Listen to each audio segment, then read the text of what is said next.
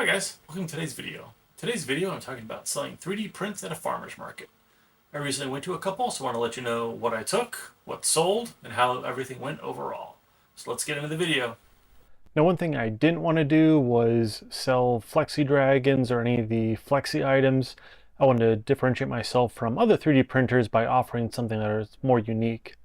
I feel like anytime you go to a farmer's market or craft market with 3D printers, it's always Flexi animals that people didn't design, which is fine. I know that's a separate market, but as a designer, it's not something I really wanted to pursue. I wanted to be a bit more unique than all the Flexi stuff that you normally see.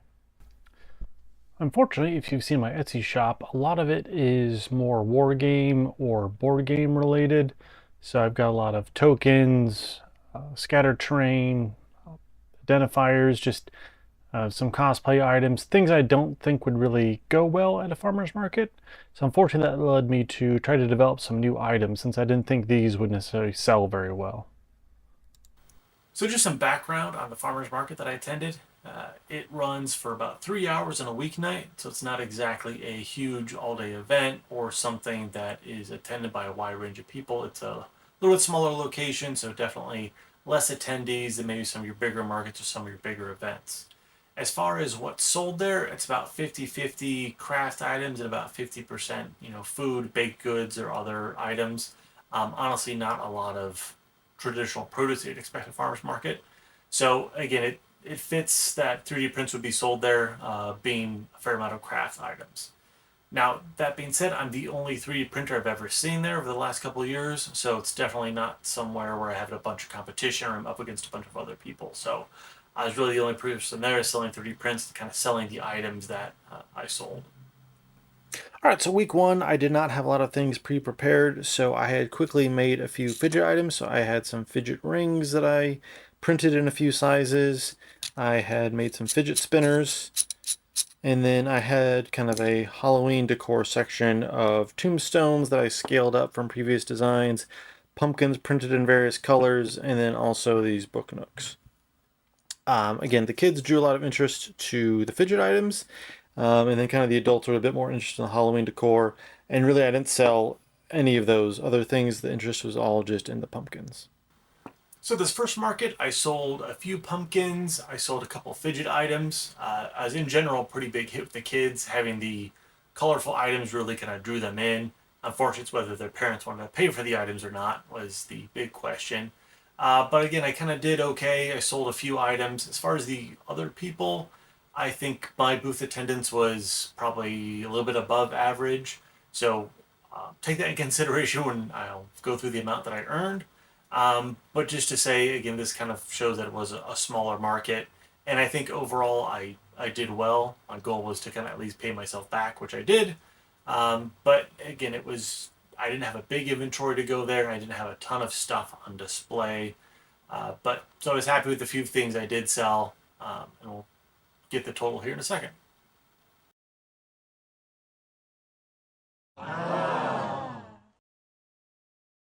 All right, now week two, really I kept all the same fidget stuff. I just printed in more colors, and I did add a smaller size of fidget spinner, since this design was a little bit big for the kids. I also added some dragon head magnets that I had sculpted in ZBrush. Um, I sold one of those, and then I kept the pumpkins. I didn't print any more Halloween decor. I kind of kept everything as is. I didn't print any more book nooks since there wasn't a lot of interest in those.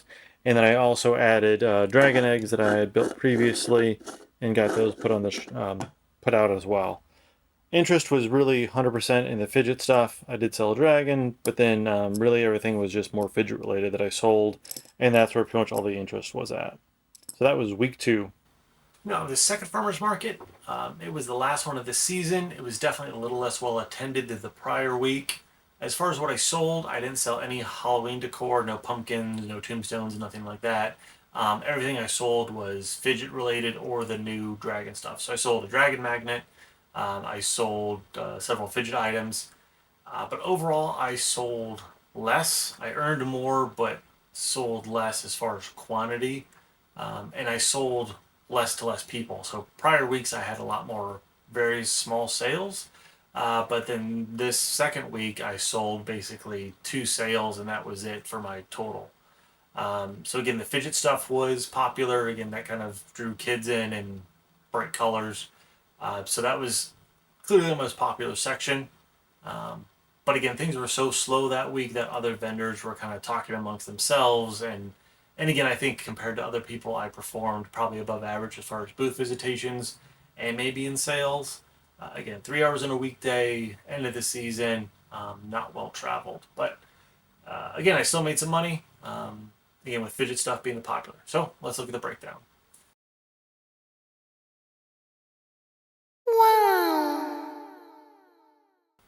So overall, I had a good time. This was my first time selling things in person. It was really great to get feedback from people on designs, what they liked, what they didn't like. So that was certainly invaluable to me. Also, being a 3D print designer, you could definitely tell that people were interested once they realized I designed my own stuff.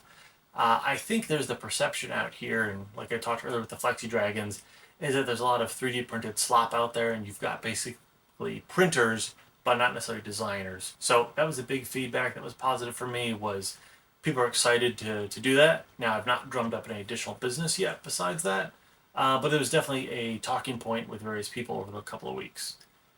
As far as would I do it again, those particular farmers markets I would not do again. I do have another event coming up here in October that's a bit more game focused. I'm hopefully going to have a better turnout as far as people wise, and also more up my alley for things that I typically sell. Now, what's the overall takeaway from this? Can you make money selling 3D prints? Absolutely. Based on my short stint at a farmer's markets. Again, I didn't sell a lot of money, but I think if you attended the right events that were maybe more geared to this, I think you could have a pretty good turnaround. And I know other 3D printers in this area do sell successfully. Is it enough necessarily to make a living? Probably not, but enough to supplement income, especially if you've got idle printers. Now, I have to do a bigger breakdown for filament costs, time spent printing, and things like that. But I was encouraged by the fact that I was able to pay for my booth fees, that I was able to make some money, and again, especially for a weekday at a small event. So again, overall, really happy I did it. I learned a lot, and I definitely plan to try to continue doing this as I can. It's tough to fit into a regular work schedule, but it's definitely something you can do on weekends if you have a current 3D print shop and things you're currently doing.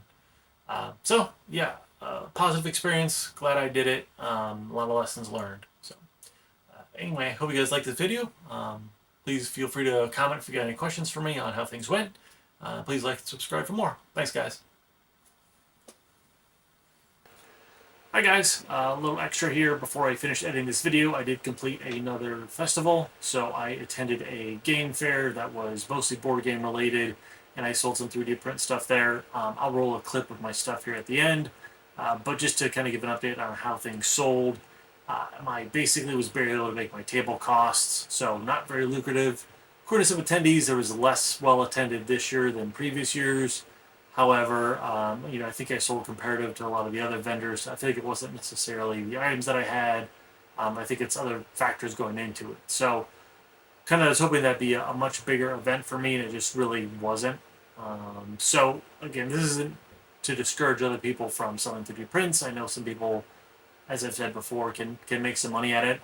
It's just my experience has not been very positive the last events that I've tested. You could argue that maybe it's locations I go to, the attendees, the economy, there's a lot of things. However, it's just as far as something that I personally want to put my time into, I just don't find it very incentivizing. I got to run up an inventory that I can have a display table for, and then after I'm done, I either need to find more festivals to take that inventory to or try to sell that inventory online. A lot of things I do are more customizable, so it really doesn't go well with having an inventory of items. So moving forward, I don't think I'll be doing any other festivals. I think I'm stick to selling things online. In fact, it was actually kind of interesting. While I was at this last game festival, I sold more things on my Etsy store, as far as monetarily wise, than I did at the festival itself. So it was a little weird to be making more money not being somewhere than trying to sell something in person. Overall, it's been some interesting experiences. I met some great people. I'm glad I did it for the experience, but again, not something I can move forward with. So just keep in mind that I think big things if you're trying to sell 3D prints are what you're selling and where you're taking your items to. So, anyway, thanks again for watching. Hope you guys enjoy this slight update here at the end, and please like and subscribe for more. Thanks.